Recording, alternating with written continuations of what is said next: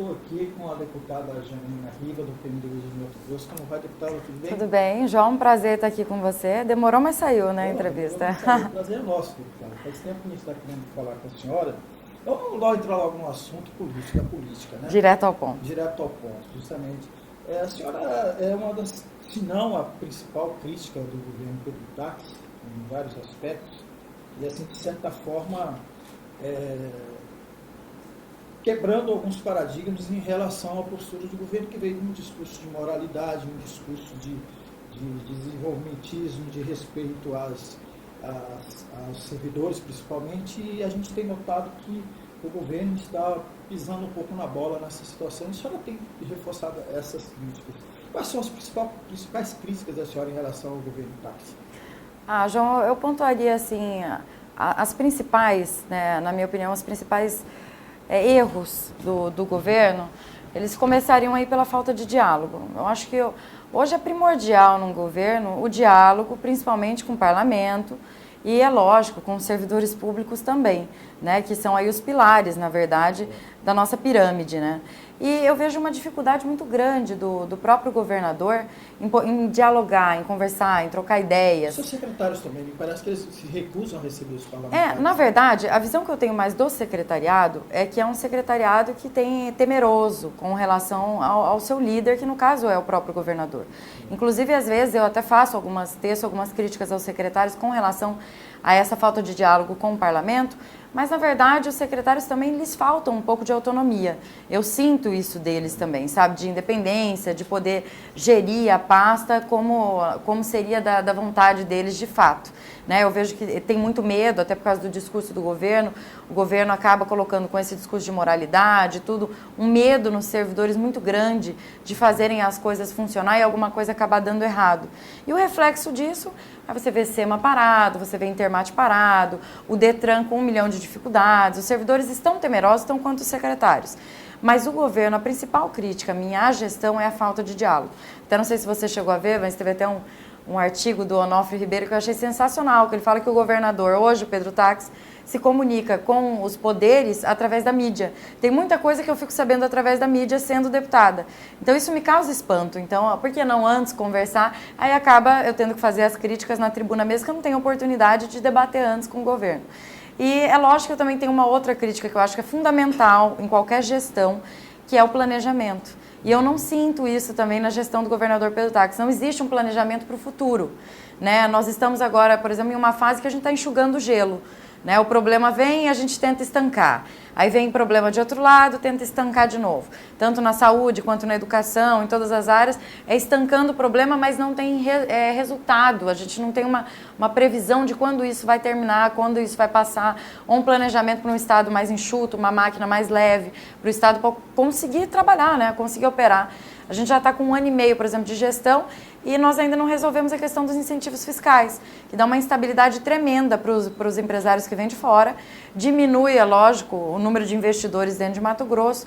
Então, acho que são umas questões assim que parecem tão mínimas, pequenas, mas que o governador está em débito com a sociedade nesse sentido. Ela só tem algumas críticas pontuais e, sobretudo, em relação a questões aí que estão colocadas no dia a dia, como o RGA, ICCS, a questão da corrupção na SEDUC, por exemplo, se ela mencionou educação, né? Sim, Começaram a surgir casos de corrupção. É o que eu tento assim mostrar para as pessoas, e até eu uso muito a internet, as mídias sociais para isso, é que nós somos pessoas completamente normais, suscetíveis ao erro. E o governador Pedro Taques, apesar de me parecer um homem honesto, correto, falta muita humildade para o governador Pedro. E todas essas dificuldades que a gente vem enfrentando até agora são por causa disso. Você vê a questão do RGA. É uma questão assim, por que não houve um planejamento maior do governo do Estado? O governo já com 1 ano e meio aí, previsionado na LDO, 7,5% de reajuste. Aí o governo segura os servidores até agora. Assim, parece que está brincando com fogo. Eu tenho um certo receio com relação a isso. Eu nunca vi uma greve, assim, nunca tinha visto acontecer uma greve. Até porque faz muito pouco tempo que estou na vida pública, né? E agora já se iniciou uma greve. Então, desde o dia 24, se eu não me engano, algumas categorias já estão em greve, outras entrando e tá. Então, é um momento muito delicado. Quem sofre com as greves são aqueles que mais precisam, né? São os trabalhadores, até porque precisam do ensino público, saúde pública e segurança pública. Então, eu não vejo assim, eu não sei por que o Estado está andando dessa forma. Eu vejo que o governador está um pouco perdido. O Zeca Viana colocou esses dias deputado, falou, não, ele está completamente perdido, parece que ele não sabe para que lado vai. E realmente, é a sensação que eu tenho. Talvez essa ânsia de se fazer tudo tão correto e da forma tão certa tenha atrasado o Estado como um todo, né? Então, a questão do RGA. O PCCS foi na Assembleia, mas também foi uma luta que eu encabecei e, graças a Deus, a gente já vai apresentar em plenário também, vamos fazer andar. Outras questões do governo, como essa da educação, que inclusive surgiu na Assembleia ali uma vontade de se erguer uma CPI. Eu até no primeiro momento não concordei com a CPI, porque nós estamos com 5 CPIs abertas na Assembleia. E tem um limite também, né? E tem um limite de 3, na verdade, agora precisariam de 16 assinaturas, o que seria até impossível de conseguir lá dentro. Mas eu acho que isso pode ser trabalhado de outra forma. Eu acho que o Ministério Público já está conduzindo isso com muita seriedade, essa investigação acerca da educação. Mas a minha preocupação é a seguinte, as mesmas empresas que atuavam na SEDUC estão também atuando na Sinfra. Então, já existe rumores de que a mesma operação vai ocorrer na Sinfra. Nós temos uma denúncia de direcionamento, por exemplo, na SECOM, que o vencedor da licitação, um dos vencedores, inclusive, é primo eu não sei se é primo ou sobrinho, mas da secretária de combate à corrupção, que é a Adriana Vandoni. Então, quer dizer, um governo que pregou tanto a moral, tanto a ética, né, mesmo sendo legal que ele participasse, por exemplo, de uma licitação como essa, é no mínimo imoral. Falando né? na secretária Vandoni, será volta e meia, esses dois têm alguns embates, né? Inclusive existe uma decisão judicial até que ela não pode fazer crítica à sua pessoa, né? Por que essa relação surgiu assim? João, vou te dar um exemplo. Se você aqui no seu programa e tal, conversando com os internautas, você tece crítica, você fala do meu mandato, ou você fala da minha postura como deputada estadual, mas com respeito, me tratando como deputada, como autoridade, até porque você está falando do meu cargo, né? Agora, a secretária Adriana Vandoni, eu até desconheço a vida particular dela, mas eu jamais falaria ou faria qualquer crítica para quem quer que seja a pessoa, da forma pública que ela faz, assim, divulgando em suas redes sociais, etc., usando de chacota, ou usando, me ofendendo minha vida pessoal, que eu sinto que meus filhos são ofendidos, que minha família é ofendida, que meu pai e minha mãe são ofendidos. Ela tem que me tratar como deputada. Não é porque nós já tivemos algumas divergências na campanha, porque ela também foi candidata a deputada estadual na época, que agora ela tem que me tratar como se eu ainda fosse aquela menina que eu era 10 anos atrás, entendeu? Inconsequente, que dizia o que queria. Não, agora eu tenho uma responsabilidade. Ela chegou a conhecer Conheceu. A filha dela era muito amiga da minha irmã na época, né? Então conhecia, assim, não éramos muito próximas, mas eu conhecia. Mas ela tem que ver, assim, que a menina cresceu, sabe? Hoje eu sou uma autoridade e eu quero ser tratada assim, não só por mim, mas por todos aqueles que eu represento, né? Ninguém quer ser representado por uma deputada fraca, omissa, que ela aceita ser ofendida, ela aceita tudo e ela fica quietinha. E eu não tenho esse perfil. Esse perfil é completamente o oposto do meu, sabe? Mas, então, para eu evitar que as críticas fossem para baixaria e tal, no qual eu via que a secretária estava levando, eu preferi acionar a justiça. E assim eu me sinto resguardada, né? Eu sinto o meu direito resguardado, a moral e etc. A primeira decisão, já essa que já veio a multa para ela, já foi uma decisão, assim, para mim já é uma vitória. Tudo que ele escreveu ali, na minha opinião, já é uma vitória, sabe? Na primeira vez eu topei um acordo, que ela disse que não me ofenderia mais e tal, mas depois fez de novo. Então, assim, eu acho que as pessoas têm que saber usar a mídia e usar as redes sociais com responsabilidade. Não é porque você está ali que você fala o que você quer, não pode confundir liberdade de expressão com agressão, né? Então, eu gosto bem de dividir essas coisas. Eu aceito críticas? Aceito, desde que não a minha vida pessoal, desde que não aos meus filhos, ao meu pai, à minha mãe. Eu acho que tudo tem um limite, sabe? E eu fico chateada, eu fico magoada. Então, para evitar esse tipo de coisa, para servir de exemplo também para muitas pessoas que fazem o mesmo, eu entrei com essa ação contra a secretária Adriana Vandoni E da mesma forma, eu quero me pautar por aí. Eu acho que a gente não pode tolerar tudo, sabe? Entrar lá, fazer um comentário, olha, deputada, não concordo, a senhora está errada, podia ser assim, assim, assim, tudo bem. Agora, passou disso, eu acho que tem que respeitar o limite um do outro, né? Vamos voltar um pouco assim, para a política propriamente dita. A gente está vendo agora essa possibilidade de redução do duodécimo dos poderes. A senhora está participando da discussão?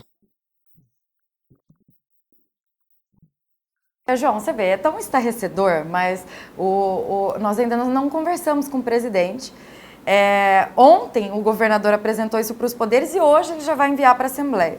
Então você vê que a falta de diálogo é uma coisa assim, né, nítida, clara para todo mundo. Falta realmente uma interlocução, né? Falta uma liderança. Foi discutido isso? Nem com a bancada do governador. Ele chegou a se reunir com os deputados, mas eu já me inteirei, e ele só convidou também os deputados que eram de base dele, de situação. Acho que talvez não queria ouvir as críticas, tanto minha quanto do deputado Emanuel, do Zeca, talvez pessoalmente. O Zeca nunca foi convidado para uma reunião do governo, nunca para nenhuma. Então, ele não comunicou antes, não conversou com a Assembleia, não conversou, apresentou ontem, hoje ele já vai enviar para a Assembleia. E você pode ter certeza que, assim, vários debates vão se formar em torno dessa discussão, dessa redução.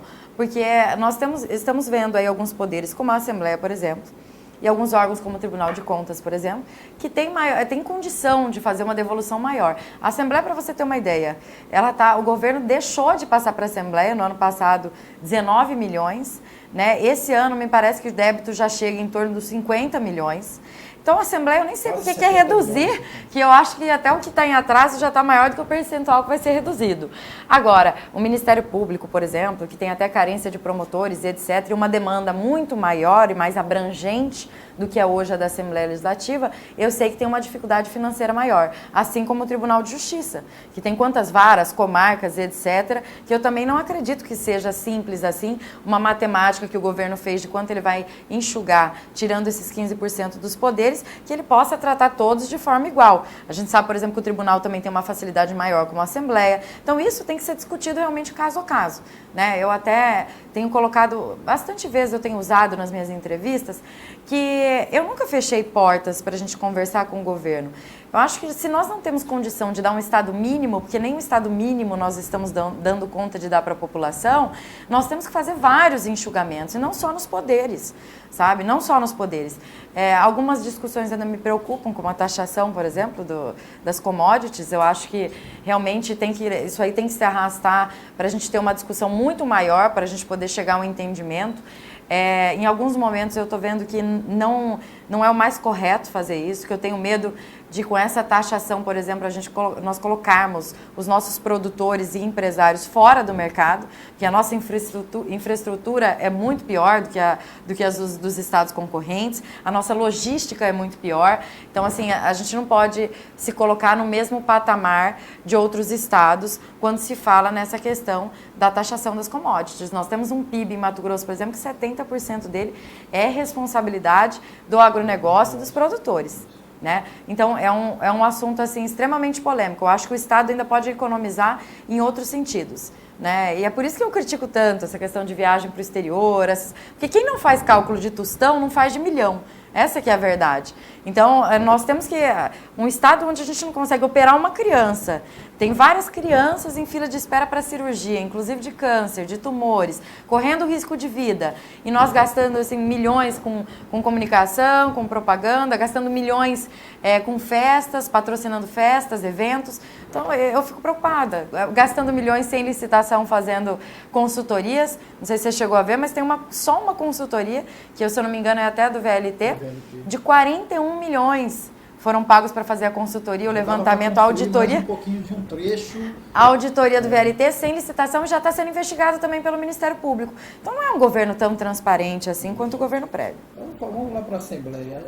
Tá, as eleições para a mesa estão próximas aí, né? Então qual é o posicionamento da senhora? Me parece que o atual presidente está pleiteando a reeleição. Qual é a posição da senhora? Né? Sim, eu sempre fui a favor da alternância do poder. Né? Eu acho importante que na mesa da Assembleia Legislativa, por exemplo, e até o deputado Emanuel Pinheiro tem uma lei que vai, uma PEC, não? Não, é uma emenda constitucional que ele apresentou, que é uma PEC, um projeto de emenda constitucional, visando que não haja mais reeleição, não só com o presidente e primeiro secretário, mas em todos os cargos, e que ninguém que ocupe a mesa num primeiro momento, que seria aí no primeiro biênio, ocupe também no segundo, seria dividido. E eu achei isso muito importante, porque você dá a oportunidade de outros deputados participarem. Agora, deixa eu fazer uma pergunta um pouco espinhosa para a senhora. Claro, pode fazer. O seu pai, ele não... Parece que não compactuaria com essa Não, não compactuaria.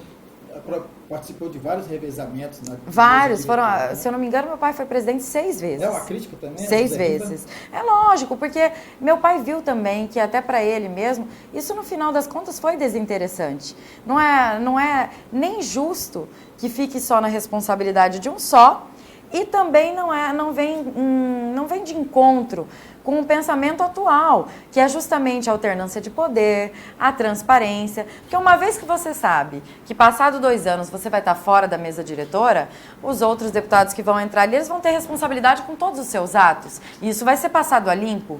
Então, na minha opinião, também é uma forma de nós combatermos desvios, combatermos ações erradas que a Assembleia venha a cometer, ou a gente poder cuidar como um todo e deixar isso mais justo dentro da Assembleia. A divisão realmente do poder legislativo, que hoje não existe. Por exemplo, o fato dele ter se mantido tanto no poder, na mesa, possa ter contribuído, de certa forma, para ele viver a situação que está vivendo hoje? Claro que foi, João. Lógico que é, né? Porque ali, principalmente o meu pai, que tratava a Assembleia Legislativa como um segundo governo do Estado, e eu falo isso sempre para ele, e nunca considerei isso certo, ninguém saía de dentro da Assembleia quando meu pai era presidente sem ele ter uma resolutividade para o caso daquela pessoa. Meu pai sempre foi assim, né? E eu dizia isso a ele, você puxa muita responsabilidade para você, uma responsabilidade que não é sua. E ele sempre foi assim, sabe? Era uma coisa que realmente era dele. E é lógico, eu respeitava como filha, mas isso não quer dizer que eu tenha que concordar agora como deputada. Eu acho que seria muito interessante para o parlamento se tivesse esse rodízio de deputados na mesa diretora.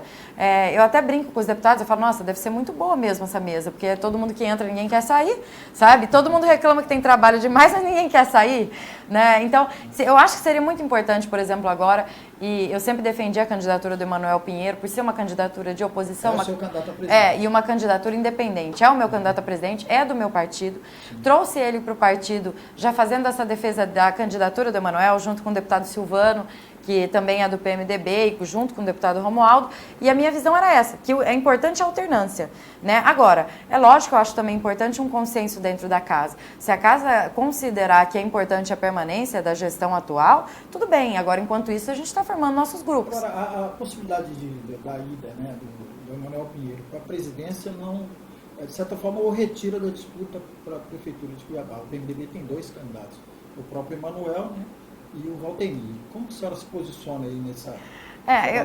Eu brinco com o Emanuel, porque assim, eu sou suspeita até para falar do caso, que eu já lancei ele a prefeito umas 200 vezes. Eu acho o Emanuel assim, um ótimo orador. É um cuiabano de Chapecruz, família tradicional de Cuiabá. É importante isso sim, porque conhece Cuiabá muito bem, e eu considero isso muito importante, que seja uma pessoa que tenha conhecimento da nossa cidade. E eu sempre defendi a candidatura do Emanuel. Quando ele decidiu que queria ser presidente da Assembleia, eu conversei por muitas vezes com ele sobre isso, eu fiquei muito triste por causa dessa questão da prefeitura, porque uma coisa, João, ela não consegue caminhar junto da outra, sabe? É muita responsabilidade hoje, uma disputa à presidência da Assembleia e uma disputa à prefeitura, mesmo que depois, uma vez prefeito, vamos supor, eleito, depois de outubro, venha a desistir da eleição da mesa, é muita coisa, não consegue agregar tudo, né? As reuniões, por exemplo, nós estamos em um grupo de 9 deputados nessa eleição da mesa diretora, junto com o Emanuel, elas têm sido feitas toda semana, sabe? Exige muito, a gente tem que conversar muito. E você há de convir comigo, se todo mundo tivesse tão satisfeito com a atual gestão da Assembleia, nós não teríamos aí 3 grupos, aliás, são 4 grupos de pré-candidatos, né? Nós temos o Emanuel, nós temos o Max Russi, o deputado próprio presidente Guilherme Maluf, e nós temos o Botelho, deputado Botelho, né? E fora também o deputado Nininho, que é primeiro secretário, também seria um forte candidato também, né? Então, você veja, são 5 candidatos, né? Na mesma, querendo o mesmo cargo, ou pleiteando ali os mesmos cargos, a mesa diretora, no caso. Então, tem uma discórdia ainda dentro da Assembleia que precisa ser resolvida. Mas o Emanuel seria um ótimo nome para virar prefeito de Cuiabá. Eu não tenho dúvida que, no mínimo... Seria o seu nome preferencial? Ah, seria meu nome, com certeza. Seria. Eu acho que o Emanuel tem muito a ganhar. Eu imagino um debate entre o atual prefeito, Mauro Mendes, entre o deputado Emanuel Pinheiro. Eu acho que seria um debate extremamente rico, né, de ali contrapondo e etc. Porque hoje eu vejo, nós estamos ausentes, né, de líderes em Cuiabá. Agora, qual é a rejeição, talvez a reticência da senhora em relação ao Valtenir? Não, isso justamente isso que eu ia te falar. Eu não tenho rejeição ao Valtenir. Só que é natural que eu estou todo dia com o Emanuel Pinheiro, né? É a mesma coisa assim, você perguntar para um aluno de uma sala de aula se quer o coleguinha da sala dele ou da outra sala. Eu tenho um vínculo muito maior com o Emanuel. Mas eu gosto muito do Valtenir também. E sei que Valtenir também conhece Cuiabá muito bem. Então, eu acho que tanto um quanto o outro seriam bons nomes, né? Eu sempre tive essa preferência para o Emanuel. Antes do Valtenir vir para o PMDB, antes do Emanuel vir para o PMDB, eu já achava que a candidatura do Emanuel dentro do PR seria importante. Para Cuiabá seria importante, entendeu? Assim, a gente não tem nomes para concorrer à prefeitura, né? Fora o atual prefeito, nós não temos nomes, né? Então, seria, na minha opinião, um nome muito bom. Eu acho que talvez o PSDB também deva lançar um outro nome agora. Mas o Valtenir, o que me chama a atenção no Valtenir é a postura dele. Quando muita gente jogou pedra no Valtenir com aquela questão, por exemplo, do voto dele no impeachment, eu fui uma das que fiz a defesa dele. Porque é o seguinte, gente, eu vivo numa democracia, certo? Então, por mais que eu era a favor do impeachment, e eu fiquei feliz com o voto do Bezerra no impeachment, eu não fiquei feliz da forma que as pessoas trataram o Valtenir. Porque ele deixou bem claro, se fosse aqui o presidente Temer, eu faria da mesma forma, né? E eu vi tanta gente ali que mamou tanto no governo federal, que usufruiu tanto da presidente Dilma, do presidente Lula, e que na hora H... O próprio Bezerra, o próprio senador Vlário Maggi... E na hora mudaram, entendeu? Mudaram a postura e a posição. Então, a postura do Valtenir, na minha opinião, é de muito respeito. Agora, você pode ver, já tem alguns senadores, eu estava lendo esses dias, que já estão desistindo do impeachment, porque já acharam que ficou pior agora com o Temer. Então, era uma decisão difícil e irresponsável. E o Valtenir, na minha opinião, ele agiu dentro da legalidade, ele é um homem realmente muito sério. Algumas vezes a gente se encontra nesses encontros do PMDB e tudo, eu tenho conversado com ele, e eu admiro...